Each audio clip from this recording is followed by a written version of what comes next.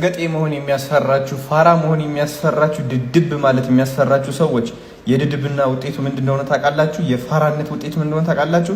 እንደዚህ አይነት ህይወት መኖር ራስን እየተንከባከብ ጽድት እያልክ ህይወትን ኢንጆይ ያደረክ መኖር በረከትህ ወደ ህይወትህ እየመጣ ትኖራለህ ሳያቋርጥ በረከት ይንኳካብሃል። ብዙዎቻችሁ ማለት ነው በቃ አዋቂ ለመሆን ትሞክራላችሁ። እኔ አቃለው ምናምን ትላላችሁ። ሰው ምን ይለኛል ትፈሪያለሽ ሁልሽም because ራስሽን የአዋቂነት ስም ሰጥተሻል። እኔ መጃጃል አልችልም ብለህ ታምናለህ። ከዛ ቁጭ ብለህ ቤትህ ማለት ነው ስራ እየፈለክ እድሜ ልክህን ታጠፋለህ ማለት ነው። አሁን ቁጭ ብላችሁ ስራ ከምታፋልጉ ማለት ነው ስልካችሁ አብሮና ድድብ ስልካችሁ አብሮና ፋራነት ስግጥ ልንገራችሁ በረከታችሁ ከዛ በስልካችሁ አድርጎ ምጥት በቃ ጊዜው ቀርቷል። ስራ የመጠበቅ ጊዜው ቀርቷል።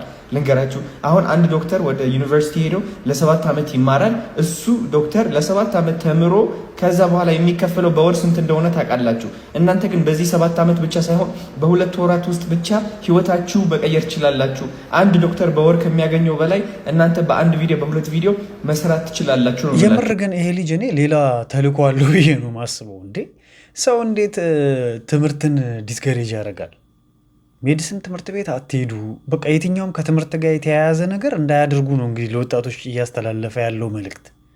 ምን ማለት ነው? አገሪቷ እኮ ዶክተር ያስፈልጋታል፣ ብዙ አይነት ባለሙያዎች ያስፈልጓታል፣ ነርስ ያስፈልጋታል፣ ዶክተር፣ አስተማሪ። እኚህ ሁሉ ነገሮች ከሌሉ እንዴት ነው አንድ ሀገር ሰርቫይቭ የሚያደርገው? አንተ ስትታመም እኮ የምትሄደው ዶክተር ጋር ነው ለሕክምና አይደለም ነው ወይስ ህመምህ ላይ ትሰግጥበታለህ?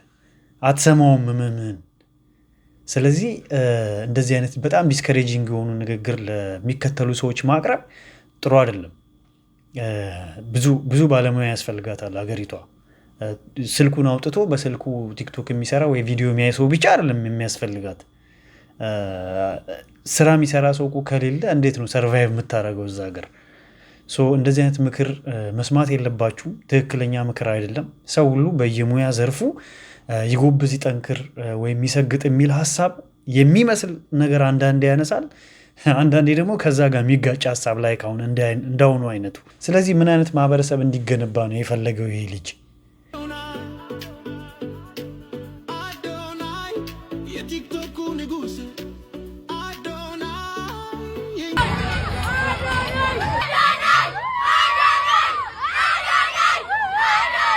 ቁጭ ብለው የሰቀሉትን ቆሞ ማውረድ ይከብዳል ይባላል። የስግጥ ፍምስ ካምፔን አንድ ሰውን የማጀገን ወይ አንድ ሰውን ጎበዝ ማለት ለሱ መንገድ የመጥረግ አድርገን እንውሰደው እንጂ ትውልድ እንቀርጽበታለን፣ ትውልድ እናበረታታበታለን ወይ እንገልበታለን። ወይ በመጥፎ ስራቸው እናበረታቸዋለን ወይ በጥሩ ስራቸው እናበረታቸዋለን። ግን ስግጥ ፍምስ ተብሎ ደድቡ እየተባለ ዕውቀትን ጠል፣ ማህበረሰብን ጠል፣ ነውር ወዳድ በጣም ይሉንታ ጠል፣ ጨዋነትን ጠል ማህበረሰብን እንገነባለን እና የዘራነውን እሱን መልሰን እናጭዳለን። በጣም ልክ የሆነ አይዲያ ነው።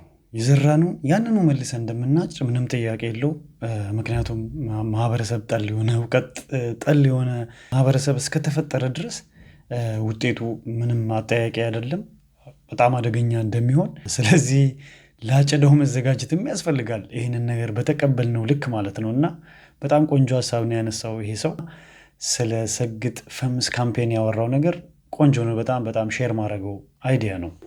ይሄ ትውልዱ መካከል የሚያሳስበኝ ነገር እውቀት ጠል ትውልድ እንዳናፈራ፣ ማንበብ የጠላ ትውልድ፣ የሚጠቅሙ ነገሮችን የማያይ። አሁን ዩቲዩብ ላይ ስቴጅ የሚጠቅም ነገር ከሆነ ቪው ስንት ነው? 2000 3000 ብሎ ወሬ ከሆነስ 400,000። ማህበረሰብ ውስጥ ተጽዕኖ ፈጣሪ የሚባሉት ሰዎች ወጣቱ እንዲማርና እንዲያነብ እንዲያበረታቱ እኔ አደራ ማለት እፈልጋለሁ። ለማንኛውም ስግጥ ፍምስ በማለት የሚመጣ ወይም ጠብ የሚል አንዳች ነገር አይኖርም ለዛች ሀገር። ወጣቱ ቢሰራ ቢማር ቢጠነክር የተሻለ ነገ ማየት ይቻላል። ከዛ ባለፈ ግን በዚህ መንገድ የሚካሄድ ከሆነ አሁን ያለውን 10 እና 20 እጥፍ ችግሮችና መከራዎች ነው የሚደራረቡት። ከዛ ውጪ ምንም የሚታየኝ ነገር የለም። በግሌ አደገኛ መንገድ ነው መደደብ፣ መሰገጥ። የትም ማንንም ሀገር አዋቶ አይተን አናውቅም። እንደዚህ የሚባልም ነገር የለም።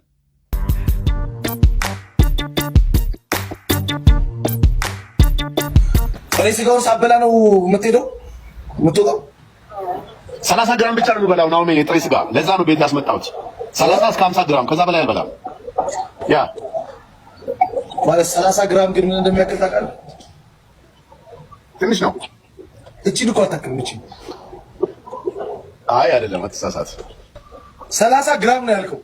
50 ግራም እኮ ማለት 50 ግራም እኮ ማለት ግማሽ ኪሎ ነው። 100 ግራም እኮ 1 ኪሎ ነው። ዛሬ ገና ነው የገባኝ ምን ጋር እንደተሸወድን ማለት ነው። የተሸወድነው ምን ጋር ነው? ተምረን ስራ አግኝተን የተሻለ ህይወት እንኖራለን ብለን ይህን ሁሉ አመት መማራችን ማለት ነው። ለካ የተሻለ ህይወት ለመኖር መማር አይጠበቅብን ጭራሽ ማለት ነው። ይሄ በጣም የአመቱ ምርጥ ያለማወቅ ብዬዋለሁ። አክቹዋሊ እውቀት አይደለም በግራም እና በኪሎ ግራም መካከል ያለውን ልዩነት ወይም በሜትር እና በኪሎ ሜትር ግን በጣም ትንሽ የምትባል እውቀት ነች። አትሊስት እቺን ነገር እንዴት አያውቅም የሚለው ነው ትንሽ ያው ሰውን ሰርፕራይዝ ያደረገው ነገር። ምክንያቱም በተለያዩ ሚዲያዎች እየቀረበ ስለ ሮኬት ሳይንስ ምናምን እያወራ ስለ ኢሮስፔስ ምናምን እያወራ ነበር። አዝናኝ ነበረ። ወደ ቀጣይ ቪዲዮ ነው የምናልፈው። አብራችሁ ተጫዋት ለአንተ እያመጣሁልህ ነው ሽሮ። አዎ ባለቤቴ በጣም ነው የሚወደው ጥሬ ስጋ። ለዛ ነው ለሱ ነው ያዘጋጀው። ይሄ ለሱ ነው። አዎ ተጫዋት አንተ አመጣልሃለሁ። እሺ እንትን አለኝ እንግዲህ እንትን ነው በቃ ጨነቀኝ። ኧረ እውነት ጠጣ እሱን ልጠጣ። አዎ እሺ ግን እኮ እኔም እንትን ነው ምን በቃ ብሄድ ይሻለኛል እንግዲህ። ለምን? ይሄ ጥሩ ነው። ጠጣ። ሽሮውንም አመጣልሃለሁ። ብቻውን ነው የምበላው ይሄ? አዎ በጣም ነው የሚወደው። እውነት በቃ ሽሮውን ተይው በቃ ያሞኩት ቤት አለ እንጂ እሱን እበላለሁ። ኧረ ለምን አበላ? ተይው በቃ እሺ እሱን ይዘህ ሂድ። በቃ እሱን ጠጣው። እጄን ውሰዳ። አዎ በቃ እሺ በይው። እሺ በይው። አመሰግናለሁ። እውነት አዎ በይው። እንዴ ምንድን ነው እጄ ተለጥፎ? ኧረ ምን ነው ማግኔት ነው እንዴ? አሪፍ ነው እንግዲህ ልጅ አሪፍ ኮንተንቶችን ነው የሚሰራው። ቆንጆ ነው። አዲስ ለየት ያለ የኮሜዲ ስታይሎች ነው። አሪፍ ነው፣ ይመቻል። ወደ ቀጣዩ ቪዲዮ ነው የምናልፈው። አብራችኝ ነው።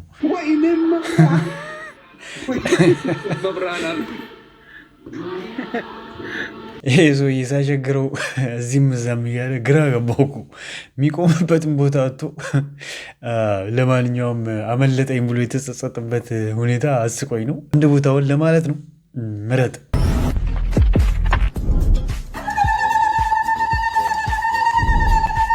ምን ተገኘ ንገሪን። መጸዳጃ ቤት ልሄድ ነው። እና ልጅቷን ምን አመጣው? ማምኮ ነው። ምንም ይምጣ ማምኮ አንጣ። የናፈቅነው ማምኮ ሶፍት በአዲስ ማሸጊያ መጣ።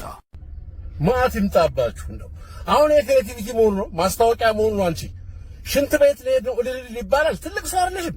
ይሄንም ማስታወቂያ ድርጅት ነው የሰራው። የምር የማስታወቂያ ድርጅት ጸሐፊዎች፣ ማስታወቂያ ቃላት የሚቀምሩ ሰዎች ተቀምጠው ጽፈው እስቲ አንቺ እልል በይና እንደዚህ በይ ምናምን ተብላችሁ ስንት ደምቆሮ ቢተባበር ነው እንደዚህ አይነት የውርደት ማስታወቂያ። ይሄ ድርጅት ትልቅ ድርጅት አይደለም እንዴ? ከድሮ ጀምሮ የምናውቀው እንግዲህ እዚህ ሀገር ትልቅ ድርጅት አንድ ትልቅ ድርጅት ነው። ድርጅቶቹ የተባላችሁት ነው እንደምትሉት ባለሙያ ነው የሰራው ዳል ልቀበል ይባላል። ያንተ ድርጅት እኮ ነው። እንደ ማምኮ ያስጠላኝ ነገር የለም። እኔ አሁን ይሄን ማስታወቂያ እውነቱን ነው። እንደ ማምኮ ያስጠላኝ ነገር የለም። አሁን ይሄን ማስታወቂያ ምን ትሉታላችሁ? እንደዚህ አይነት አሳፋሪና አስነዋሪ ተግባር ያው ቫይራል ይወጣል ነው በደንብ ይታያል፣ ብዙ ሰው ጋር ይደርሳል ከሚል ነው። ድርጅቶችም በዚህ አይነት አስተሳሰብ ጠመቃቸው በጣም የሚገርም ነው። ምክንያቱም እያየን ነው ያው ትንንሽ ቲክቶከሮች ወይም ሌሎች ሰዎች ታዋቂ ለመሆን ለመግነን የሚያደርጉት በጣም ሮንግ የሆነ ነገር ነው። በዛ በኩል ነው ታዋቂነትን ለማግኘት የሚሞክሩት። በዛኑ ልክ ደግሞ በጥሩ ጎን የሚወጡ ላይ የወጡ የደረሱ ልጆች አሉ የምናውቃቸው ብዙዎች። ግን በድርጅት ልክ ያልሆነ ማለት አሁን መጸዳጃ ቤት ለመሄድ እልልታው ከምን ጋር ይገጥማል? ባይዜ በጣም ብዙ የሚለፋ ሰው ነው። እንዲህ አይነት ልክ ያልሆኑ በማህበረሰቡ ተቀባይነት የሌላቸውን ነገሮች ለማስተካከል ከሚጥር ሰው መካከል አንዱ ነው። ያው በራሱ መንገድ ነው ነገሮችን የሚገልጸው። ብዙ ጊዜ ሞር ጠንከር ያሉ ንግግሮችን ሊጠቀም ይችላል። ግን የሚያይበት አንግልና መንገድ በጣም ቆንጆ ነው። በጣም ደስ የሚል ነው። ምክንያቱም ካለው መቆርቆርና መቆጨት የተነሳ ነው። ባህል፣ ወግ፣ ልማድ ሲጠፋ ደስ አይልም። የለመድንበት ያደግንበት ይሻሻል ይደግ የሚባሉ ነገሮች እንዳለ ሆነው ማለት ነው። ነገር ግን እንደዚህ አይነት ልክ ያልሆነ እንደው ሀሳቡ ራሱ አድራሻ የሌለው አይነት ነውና ተገቢ ኮሜንት ነው የሰጠው። በጣም ቆንጆ ነው።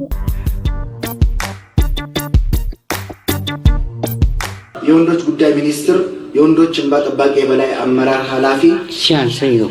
በሚኒስትር ማዕረግ የወንዶች ጉዳይ ወደ ጉዳዩ ግባ።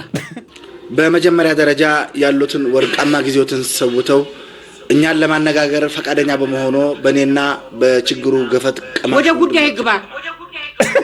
ባይዘ ፊልም በጣም ኢንተረስቲንግ ነው፣ ደስ ይላል። ብዙ ነገሩ ኦልሞስት በቃ ሙሉ ፊልሙ ኮሜዲ ነው ማለት ይቻላል። እንግዲህ የዘመኑን ባለስልጣኖች የሚያሳይ ይመስላል። አሪፍ ነው። ለማንኛውም አብራችሁኝ ስለነበራችሁ አመሰግናለሁ። ኔክስት በሌላ ቪዲዮ እንገናኛለን።